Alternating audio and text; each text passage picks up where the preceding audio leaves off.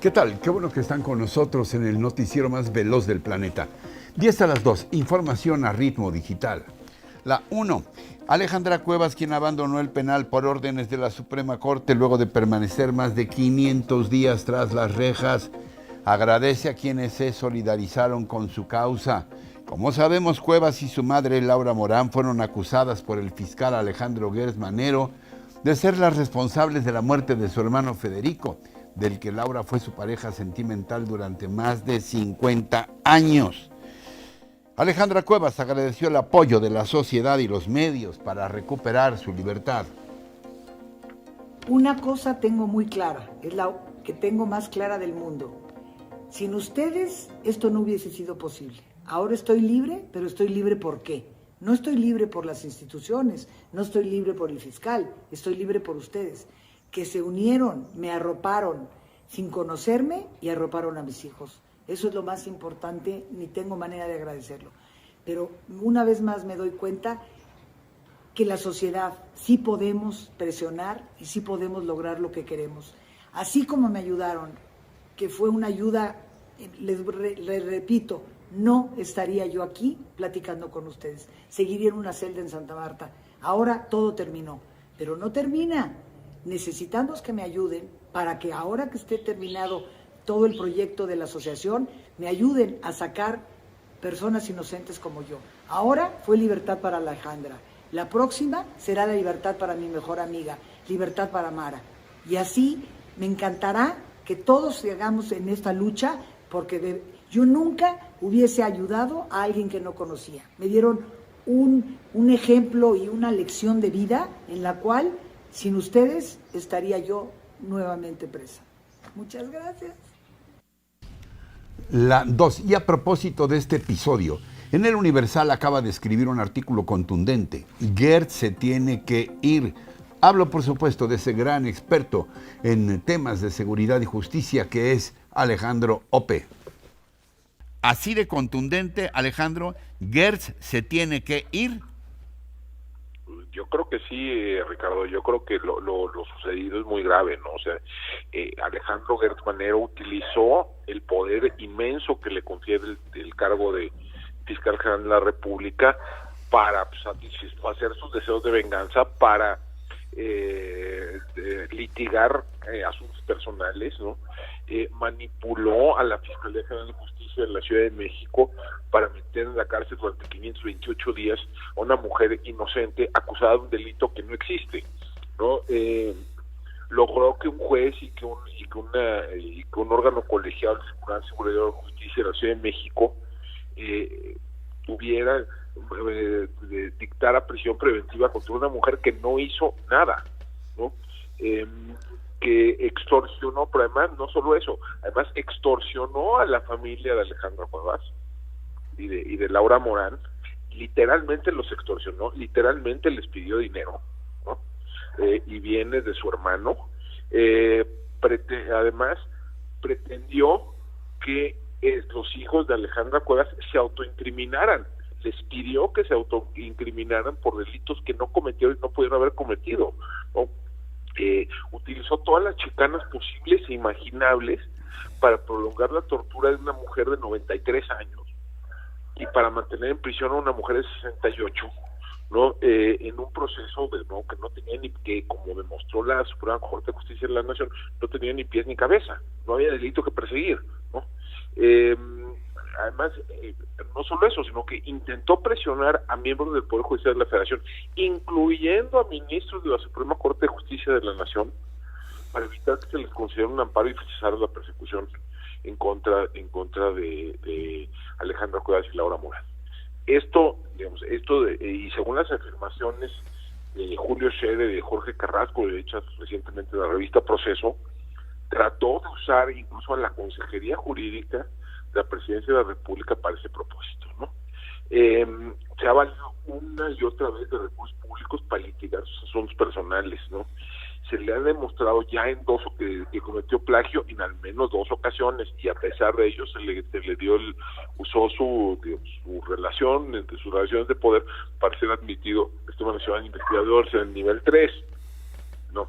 Pero peor de todo, ha fracasado en lo que debería ser su tarea fundamental, que es pues, transformar a la Fiscalía General de la República en una herramienta contra la impunidad, ¿no? O sea, esta nueva FGR es lo mismo que la vieja PGR, salvo una sigla, ¿no? Entonces yo creo que sí, Alejandro Gertz tiene que ir. Es un lastre para la salud de la República. ¿Y qué papel jugaría entonces el presidente López Obrador, que le ha expresado una vez más un apoyo prácticamente incondicional? Pues mira, para quitar desde el punto de vista legal, para quitar a Alejandro Gertz de su cargo, pues habría ahí son dos posibilidades, ¿no? Uno, que se inicie un proceso largo y complejo de juicio político en la Cámara de Diputados, ¿no? O dos, que el presidente lo quite de su cargo, ¿no? O sea, el presidente está autorizado a remover de su cargo al fiscal general de la República y el Senado lo puede objetar, ¿no?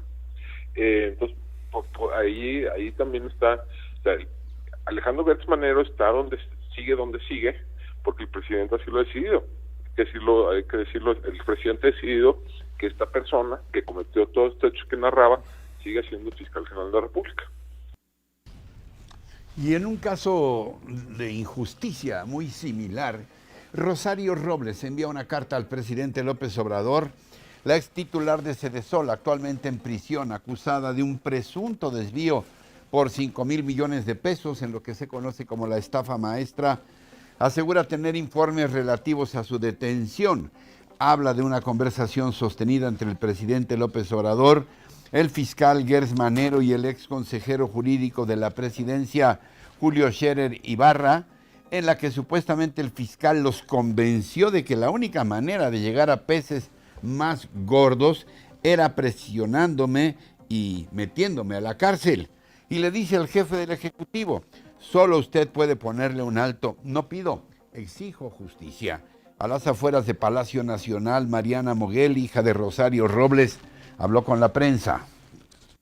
Señor presidente, dígale a su fiscal general de la República que deje de hacer reuniones políticas para mandar a mujeres y a hombres o perseguirlos a los muros helados de una prisión o perseguirlos políticamente. La 4. El presidente López Obrador dijo esta mañana que los dos factores adversos en la economía del país, como son la inflación y la falta de crecimiento, tienen causas externas, la pandemia y la guerra en Europa. Lo que estamos padeciendo es de que tenemos inflación y nos falta crecimiento.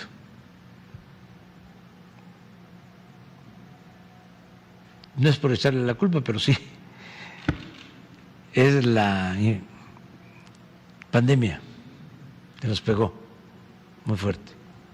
En los dos casos, inflación y falta de crecimiento.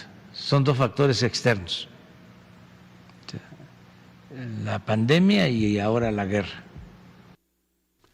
También informó López Obrador que en la reunión de esta tarde, de jueves, con el enviado especial de la Casa Blanca para el cambio climático, John Kerry, estarán al menos 20 empresarios estadounidenses para conocer los alcances de la reforma eléctrica propuesta por su gobierno. En otras notas afirmó que se tienen todos los permisos para el Tren Maya y no solo los permisos, sino la convicción de que no se destruirá la selva y que los cenotes no saldrán afectados. Y además propuso que el aeropuerto de Tulum lleve el nombre de Felipe Carrillo Puerto. Las 5. El presidente López Obrador insiste en su reforma electoral que, entre otras cosas, reduciría recursos al INE, al TRIFE y a los partidos políticos, impondría el voto popular para elegir a consejeros y magistrados y eliminaría a los diputados plurinominales. Sobre esta propuesta presidencial, hablé también esta mañana con ese prestigiosísimo académico de nuestra UNAM, que es el maestro Enrique Pérez Quintana, quien es también un reconocido analista político y especialista en medios de comunicación. Bueno, lo primero primero que tenemos que recordar es que esta propuesta y este deseo del presidente, que es un deseo muy personal, lo viene planteando desde hace 3 años, desde que llegó, desde que tomó el poder, nos viene diciendo que el INE está sobrado, que el INE tiene problemas, que el INE es muy caro, etcétera, etcétera. Y todo eso pues es muy falso, porque el INE es una creación no del poder del presidente o del poder de los políticos, sino que es una creación del pueblo. La democracia en México se ciudadanizó hace ya algunos años. La reforma política que propone el presidente López Obrador no es para beneficiar a la democracia mexicana, es para beneficiarlo a él y a su partido Morena y a su proyecto de país, un proyecto que, por cierto, no acabamos de entender cuál es, porque es el proyecto para llevarnos al despeñadero, ¿no? Plantea el desmantelamiento, la desaparición de las instituciones que los mexicanos hemos construido por casi 40 años, después de más de un siglo de estar persiguiendo la democracia. Hace 100 años estábamos en la Revolución Mexicana, sí. Estábamos tratando de hacer la democracia y construir una constitución que nos diera cauce y nos diera civilidad. Y ahora todo eso lo quiere reformar el presidente para regresarnos a un estado que dominaba el poder ejecutivo y llevaba el PRI, y nos tuvo 70 años prisioneros del autoritarismo del presidencialismo. Lo que está diciendo sí. López Obrador con su propuesta es que la reforma política iniciada en 1977 por Jesús Reyes Heroles y que se ha ido sí. perfeccionando con el acuerdo de los principales actores políticos, pero sobre todo con la participación de la sociedad, es un fracaso, y eso no es cierto. ¿Sería descabellado afirmar que esta reforma que plantea el presidente propende a tener un esquema y un árbitro a modo del actual partido en el poder, a modo de la 4T, a modo del propio López Obrador, de cara a la elección del 2024? No solo eso, sino peor todavía. A ver. Nos quedaríamos sin árbitro. Porque cuando tú hablas de un árbitro, bueno, pues todavía le das la opción de que toque el silbato, ¿verdad? Y marque fuera de lugar. Pero aquí nos quedaríamos sin árbitro, porque nos quedaríamos sin institución prácticamente, una institución totalmente sometida, totalmente agachada. Acabamos de tener un ejemplo con otro poder, ¿verdad?, de cómo el que se agache un poder frente a otro nos lleva a injusticias como meter a unas señoras mayores de edad a la cárcel. Sí. Eso es lo que pasa cuando el poder abusa, y entonces nos quedaríamos sin árbitro. La 6. Un tribunal colegiado en Yucatán dejó sin efecto las suspensiones impuestas al Tren Maya en los tramos 1, 2 y 3. El tribunal aceptó haber dictado 2 sentencias contradictorias en marzo de 2021, por lo que continuará la obra en los tramos que corren desde Palenque, Chiapas, hasta Izamal, Yucatán. El recurso fue promovido por residentes de esos 4 estados, alegando daños al medio ambiente y su derecho a vivir en un entorno saludable. Por lo que la Asamblea de Defensores del Territorio Maya, Muuch Ximbal, denunció que se quitaron las suspensiones con argumentos ilegales e injustificados. A pesar de lo anterior, ya se presentaron más amparos. De hecho, son los primeros en contra de la devastación de selva en el tramo 5 de Cancún a Tulum ante juzgados federales. El amparo expone severos riesgos al entorno, dada la condición del suelo poroso, compuesto de roca caliza y susceptible a desplomes. La 7. ¡Qué calor, señores! ¿A poco no? La Comisión Nacional del Agua informa que la onda de calor que se padece en la mayor parte del territorio nacional prevalecerá con ambientes de cálidos a calurosos. En el oriente y sureste del país el pronóstico es de muy caluroso, incluida la península de Yucatán, esperándose temperaturas de 40 a 45 grados. en 14 estados del país.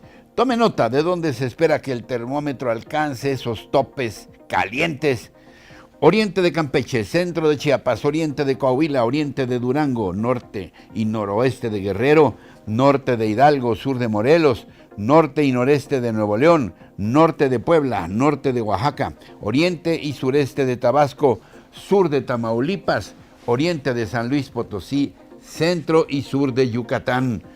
Igualmente se esperan temperaturas de 35 a 40 grados en Aguascalientes, Estado de México, Guanajuato, sur de Jalisco, Michoacán, Querétaro, Quintana Roo, Sinaloa, Veracruz y Zacatecas.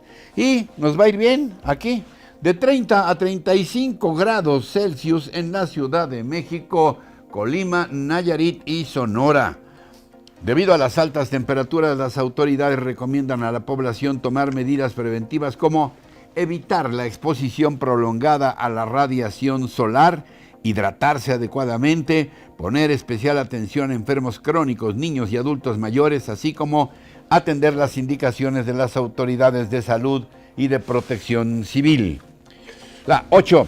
La alcaldesa de Cuauhtémoc, la ínclita Sandra Cuevas, ofreció nuevamente disculpas públicas, pero esta vez frente a los 3 policías de la Secretaría de Seguridad Ciudadana afectados supuestamente por su actuación, luego de que los mandos y la Fiscalía General de la República consideraron que no cumplió con los protocolos la primera vez. La alcaldesa fue suspendida y vinculada a proceso por los delitos de robo, abuso de autoridad y discriminación, pero tras llegar a un acuerdo reparatorio en el que se determinó una disculpa pública y no hablar del caso durante 6 meses, la funcionaria pudo regresar a su cargo. Aquí su nueva y sincera disculpa. Es por ello que me dirijo a ustedes, Audencio Faustino García Luna, director de la Región 2 de la Policía Auxiliar de la Ciudad de México, Eduardo Camacho García, director del sector 52 de la Policía Auxiliar, y Marcos David Chávez Arreola, servidor, todos policías auxiliares de la Secretaría de Seguridad Ciudadana, que tengo a bien dirigirme a ustedes para ofrecerles mis más sinceras disculpas. La 9. En el panorama internacional, y mientras que Rusia arrecia sus ataques de artillería a la ciudad sureña de Mykolaiv, instauró este jueves un cese al fuego en la devastada ciudad vecina de Mariupol para el retiro de civiles. Las autoridades ucranianas han enviado decenas de autobuses para evacuar a 100,000 civiles que están a la espera de poder salir del que fuera el puerto más importante de Ucrania, Mariupol. En la ONU, el embajador de México, Juan Ramón de la Fuente, externó el drama humanitario del pueblo ucraniano. Cada semana aumenta exponencialmente el drama humanitario en Ucrania y las cifras que nos acaban de compartir son reflejo de ese deterioro. Solo las menciono porque no debe perderse de vista la dimensión que ha adquirido el asunto. 3.9 millones de refugiados y 6.5 millones de desplazados internos en 5 semanas. Por su parte, el presidente ruso Vladimir Putin exige la rendición de Mariupol con el objetivo de controlar todo el este de Ucrania, porque de acuerdo con los separatistas prorrusos, ya tienen controlado el 90% de Luhansk y más de la mitad de Donetsk en la región de Donbass. Mientras tanto, tropas rusas que tomaron el control de la central nuclear de Chernobyl han abandonado las instalaciones para adentrarse a territorio de Bielorrusia.